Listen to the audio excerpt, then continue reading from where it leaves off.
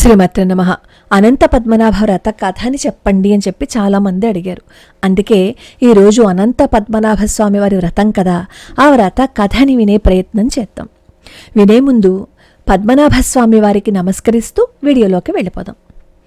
అనంత పద్మనాభ చతుర్దశి అంటే భాద్రపద శుక్ల చతుర్దశి రోజు జరుపుకునే వ్రతం అనంత చతుర్దశి వ్రతము లేదా అనంత పద్మనాభ వ్రతము అంటారు.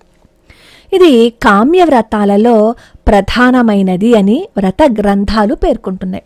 కష్టాల్లో ఉన్నప్పుడు బయటపడడానికి ఒక ఉత్తమ సాధనంగా ఈ వ్రతాన్ని చేయటం తరతరాలుగా వస్తుంది.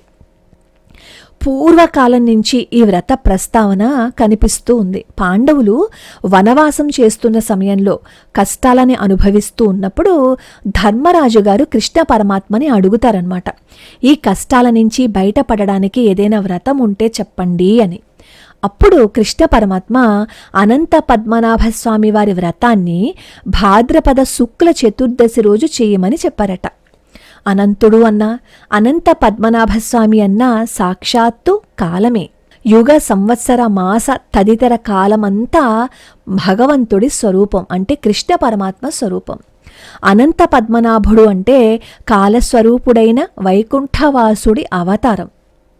శ్రీ మహావిష్ణువు పాలకడిల్లో శేషశయ్య మీద పవళించి బొడ్డు పద్మంలో బ్రహ్మదేవుడు కూర్చుని లక్ష్మీదేవి పాదాలు ఒత్తుతున్న ఆ దివ్య స్వరూపమే అనంత పద్మనాభుడు. ఈ వ్రత మహిమతో కృతయుగంలో సుశీల కౌండిన్య దంపతులు సకల సంపదలు సుఖ సంతోషాలతో జీవించినట్లు పురాణాలు చెప్తున్నాయి. ఈ వ్రతంలో భూభారాన్ని వహిస్తున్న అనంతుడిని, ఆ ఆదిశేషుడిని శయ్యగా చేసుకుని పవళించి ఉన్న శ్రీ మహావిష్ణువుని పూజించటం మనకి కనిపిస్తుంది.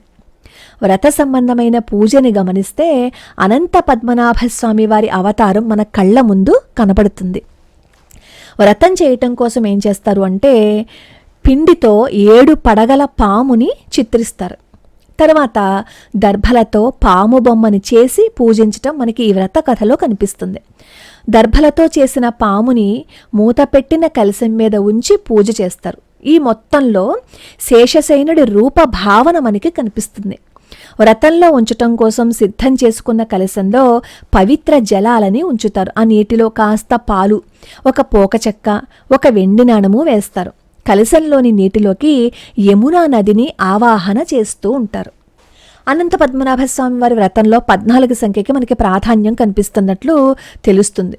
14 లోకాలను ఏలే ఈ స్వామివారి పూజ అనే భావన కలుగుతుందనమాట ఆ పూజ చేస్తున్నప్పుడు. ఎందుకంటే ఆ రోజు పూజించే సర్పాకృతికి 14లో సగమైన 7 సంఖ్యలో పడగలను పెట్టడము, అలాగే 14కి రెండింతలు 28 సంఖ్యలో గోధుమ పిండితో చేసిన పిండి వంటలు చేసి 14 ఏళ్లకోసారి వ్రతానికి సంబంధించిన ఉద్యాపన చేయటం మనకి కనిపిస్తుంది.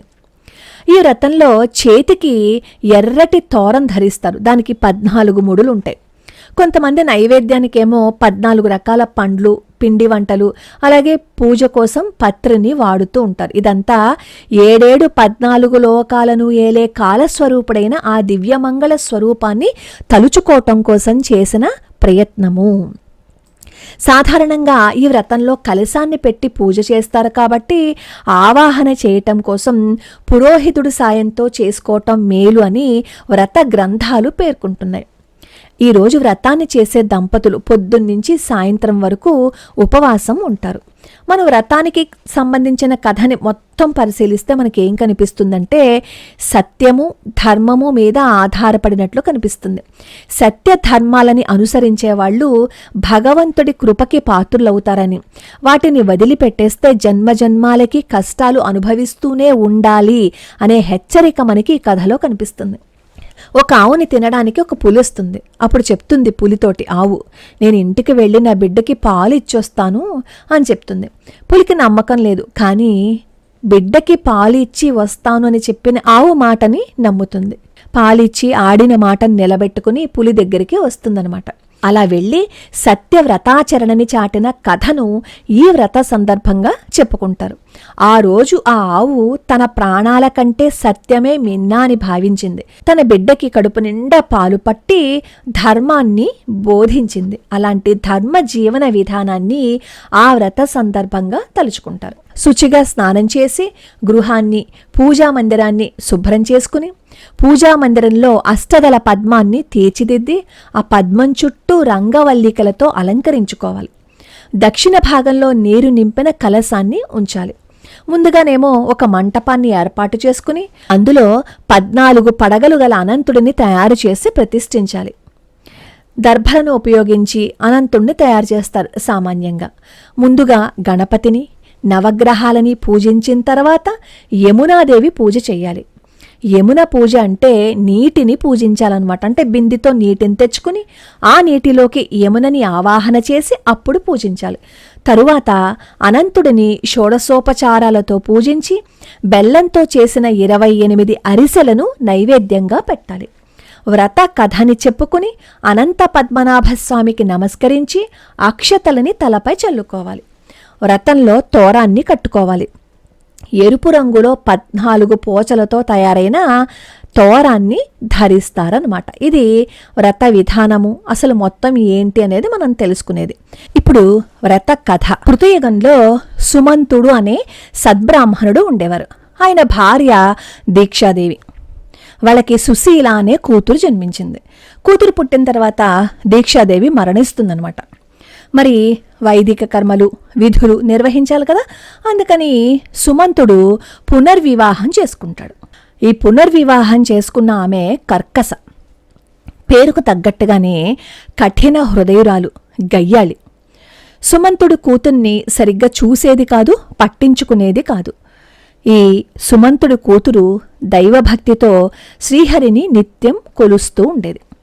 ఒకసారి కౌండిన్య మహాముని దేశాటన చేస్తూ సుమంతుడి ఇంటికి వెళ్తారు.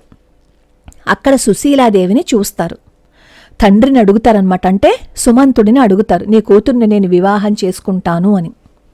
అప్పుడు సుమంతుడు సుశీలని కౌండిన్య మహర్షికిచ్చి వివాహం చేస్తారు. వివాహం చేసిన తర్వాత కొద్ది రోజులు అక్కడే ఉండి భార్యా సమేతంగా స్వగృహానికి బయలుదేరతారు.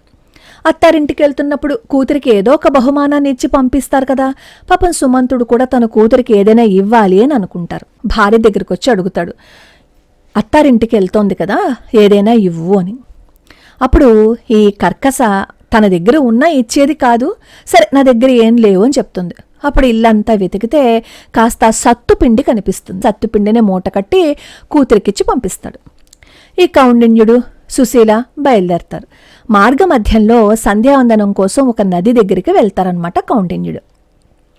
అక్కడ కొంతమంది స్త్రీలు ఎర్రటి చీరలు కట్టుకుని పద్మనాభస్వామిని కొలుస్తూ ఉంటే సుశీల వాళ్ళ దగ్గరికి వెళ్ళి వివరాలు అడుగుతుంది. అప్పుడు స్త్రీలు చెప్తారు, మేము అనంత పద్మనాభ వ్రతాన్ని ఆచరిస్తున్నాము, దీనివల్ల విలువ కట్టలేనంత ఫలం కలుగుతుందని చెప్తారు. అప్పుడేమో సుశీల అడుగుతుందనమాట, ఎప్పుడు ఎలా ఆచరించాలి అని. అప్పుడు వాళ్ళు చెప్తారు, భాద్రపద శుక్ల చతుర్దశి రోజున నదీ తీరానికి వెళ్ళి స్నానం చేసి ఒక ప్రదేశాన్ని ఎన్నుకుని ఆవు పేడతో అలికి తామర పుష్పం లాంటి మండపాన్ని నిర్మించాలి. మండపాన్నేమో ముగ్గులతోటి తోరణాలతో అలంకరించాలి. వేదిక పైన దక్షిణ వైపు కలశాన్ని ప్రతిష్ఠించాలి అని చెప్తారనమాట. ఇక్కడ నది దగ్గరికి ఎందుకు వెళ్ళి చెయ్యాలి అని చెప్పారంటే, ఏదైనా సరే నదీ తీరంలో చేస్తే ఫలితం ఎక్కువ. కానీ ప్రస్తుత పరిస్థితుల్లో మనం నదీ తీరానికి అక్కడికి వెళ్ళలేం కాబట్టి ఇంట్లోనే చేసుకోవచ్చు. వాళ్ళు తెలిపిన వివరాల ప్రకారమే సుశీలాదేవేమో అక్కడ వ్రతం చేస్తుంది. తర్వాత ఏమో ఈ తోరం కట్టుకుంటుంది. తండ్రి ఇచ్చిన సత్తుపిండినేమో బ్రాహ్మణులకి వాయినంగా ఇచ్చి భర్త వెంట ఆశ్రమానికి వచ్చేస్తుంది. వ్రతం చేసింది కదా, ఆశ్రమమేమో ధనధాన్యాలతో తొలతూగిపోతుంది. ఆ దంపతులు చాలా సంతోషంగా ఉన్నారు. ప్రతి సంవత్సరము వ్రతం చేస్తూనే ఉంది. అయితే కౌండిన్యుడు ఒకరోజు సుశీల ధరించిన తోరాన్ని చూసి, ఇది ఎప్పుడు కట్టుకున్నావు, ఎందుకు కట్టుకున్నావు, ఎవరినైనా వశపరచుకోవడానికి కట్టుకున్నావా అని దూషిస్తాడు. చూడండి మన సంస్కారం ఎలా పనిచేస్తుందో. అంతే, ఆ సమయానికి అలాగే మాట్లాడతాం. ఆ ఉచ్చ నీచాలు మనం మర్చిపోతాం. ఎన్ని పూజలు చేసినా ఎన్ని చేసినా నోరు అదుపులో పెట్టుకోకపోతే ఏ స్థితికి వెళ్ళిపోతాము అనడానికి కౌండిన్యుడి యొక్క జీవితమే ఒక ఉదాహరణ. సరే భార్య చెప్తుంది, నేను వ్రతం చేస్తున్నాను కదా, అదే తోరం కట్టుకున్నాను, ఆ స్వామి దయ వల్లే మనకి సిరి సంపదలు కలిగాయని చెప్తే మరి అప్పటికే సంపాదన ఉంది కదా, ఇంకా కన్ను మిన్ను ఆంటలేదనమాట. ఈ కౌండిన్యుడేమో అనంతుడెవరు అంటూ దూషించి ఆ తోరాన్ని తెంపేసి అక్కడే మండుతున్న అగ్నిలో వేసేశాడు. అంతే, తప్పు చేశాడు కదా, మరి తప్పు చేసిన దానికి ఫలితాన్ని అనుభవించాలి కదా. కొంతకాలమైన తర్వాత అతని సంపద మొత్తం హరించిపోయింది. అతని ఇల్లు అగ్నికి ఆహుతి అయిపోయింది, అడవుల పాలైపోయారు. మనం ఏదైనా ఒకటి చేశాము అంటే దానికి 100 రెట్లు మనకి వెనక్కి వస్తుంది. అది మంచి అయినా చెడైనా సరే, అది మనం ఎప్పుడు గుర్తుపెట్టుకోవాలి మన మనసులో. సరే, కౌండిన్యుడికి అప్పుడు స్వామి గుర్తుకొస్తారనమాట, అనంతుడు గుర్తుకొస్తాడు. ఎందుకంటే కష్టం వచ్చింది కదా, అందుకని అప్పుడు గుర్తుకొచ్చాడు భగవంతుడు. మనం అన్నీ బాగున్నంతసేపు మనకు భగవంతుడు గుర్తుకురాడు, మనమే గొప్పవాళ్ళు అనుకుంటాం. సరే, ఆ దేవుణ్ణి చూడాలని తిరుగుతూ ఉన్నాడు. అలా తిరుగుతూ ఉంటే ఒక చోట ఆకులతోటి కాయలతోటి సమృద్ధిగా ఉన్న ఒక మామిడి చెట్టు కనిపిస్తుంది. దాని మీద ఒక్క పక్షి కూడా లేకపోవటం ఆశ్చర్యం కలుగుతుందనమాట. ఆ చెట్టు దగ్గరికి వెళ్ళి అడుగుతాడు, వృక్షమా, అనంత పద్మనాభుణ్ణి చూసావా అని. ఆ చెట్టు అంటుంది, నేను చూడలేదు అంటుంది. ఇక్కడ దూరంగా పచ్చగడ్డిలో ఉన్న దూడను అడుగుతాడు, ఆవును అడుగుతాడు, ఒక ఎద్దును అడుగుతాడు, పుష్కలంగా నీటితో నిండిన 2 సరస్సులని, ఒక గాడిదను, ఒక ఏనుగును, ఇవి కనిపించిన వాళ్ళందరినీ అడుగుతారు, అనంత పద్మనాభుని చూసారా, అనంత పద్మనాభుని చూసారా, అవేవి మాకు తెలియవు అని చెప్పి సమాధానం ఇచ్చేయి. ఇంకా మతి భ్రమించినట్లు అలా తిరుగుతూ ఉన్నాడనమాట. అలసిపోయి ఒక చోట సొమ్మసిల్లిపోయి పడుకుంటాడు. అప్పుడు ఎంతైనా మనం ఎంత నిందించినా ఏం చేసినా తన కోసం ఆతృత పడుతున్నాడు, తన కోసం ఆరాట పడుతున్నాడు అన్నప్పుడు భగవంతుడికి మన మీద ప్రేమ వస్తుంది. అప్పుడు ఏం చేస్తాడు అంటే స్వామి ఈ కౌండిన్యుడి మీద కాస్త దయ చూపిస్తారు. వృద్ధ బ్రాహ్మణుడి రూపంలో వచ్చి అతన్ని లేపి చేయి పట్టుకుని ఒక ఆశ్రమానికి తీసుకువెళ్తారు. ఆ ఆశ్రమం నవరత్న ఖచ్చితమైన ధనధాన్యాలతో తులతూగిపోతూ ఉంది. అక్కడ శ్రీహరి శంఖ చక్ర గదాధారి అయి ఆ కౌండిన్యుడికి అనంత పద్మనాభ స్వరూపంతో దర్శనమిస్తారు.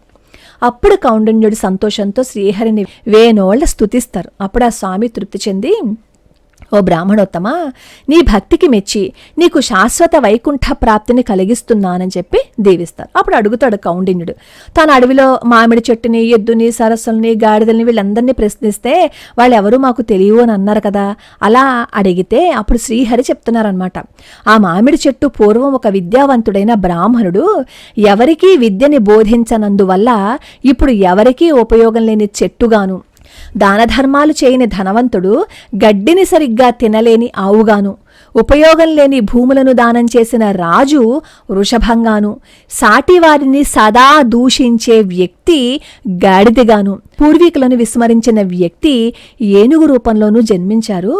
అలాగే ఆ 2 సరస్సుల్లో ఒకటి ధర్మము, మరొకటి అధర్మము అని చెప్పి వివరించారనమాట. 14 సంవత్సరాల పాటు వ్రతాన్ని ఆచరించు అని చెప్పి శ్రీహరి కౌండిన్యుడిని ఆదేశించి అంతర్ధానం అయిపోయారు. వరాన్ని పొందిన కౌండిన్యుడేమో ఆశ్రమానికి వచ్చారు. తన భార్యకి జరిగిన విషయాన్నంతా వివరించారు. 14 సంవత్సరాల పాటు అనంత పద్మనాభ వ్రతాన్ని ఆచరించి భార్యా సమేతుడై వైకుంఠాన్ని చేరుకున్నాడు. శ్రీ మహావిష్ణువు అతనికి ఒక నక్షత్ర స్థానాన్ని కల్పించారు. అగస్త్యుడు కూడా ఈ వ్రతాన్ని ఆచరించి జగత్ ప్రసిద్ధుడు అయ్యాడు. అలాగే సగరుడు, దిలీపుడు, హరిశ్చంద్రుడు, భరతుడు, జనక మహారాజు వీళ్ళందరూ కూడా ఈ వ్రతాన్ని ఆచరించి స్వర్గ సౌఖ్యాలు పొందారు అని కృష్ణ పరమాత్మ ధర్మరాజుకి వివరించినట్లుగా సూత మహర్షి సౌనకాది మునీంద్రులకు తెలిపారు. కాబట్టి నాకు దేవుడంటే ఇష్టం, దేవుడి కోసం పేక్ కోసుకుంటాము అని కాదు మనం అనవలసింది. భగవంతుణ్ణి మనం అభిమానిస్తున్నాము, ప్రేమిస్తున్నాము అని పూజిస్తున్నాము అంటే నోరు దగ్గర పెట్టుకుని మాట్లాడాలి. నోరు దగ్గర పెట్టుకుని మాట్లాడకపోతే ఏ జన్మ వస్తుందని తెలిసింది కదా. కాబట్టి ఇక నుంచైనా మనం జాగ్రత్తగా ఉందాం. ఏ వ్రతాన్నైనా చేస్తున్నాము అంటే అందులో నీతిని గ్రహించకుండా నువ్వు ఎన్ని చేసినా ఫలితమే ఉండదు. చెప్పు.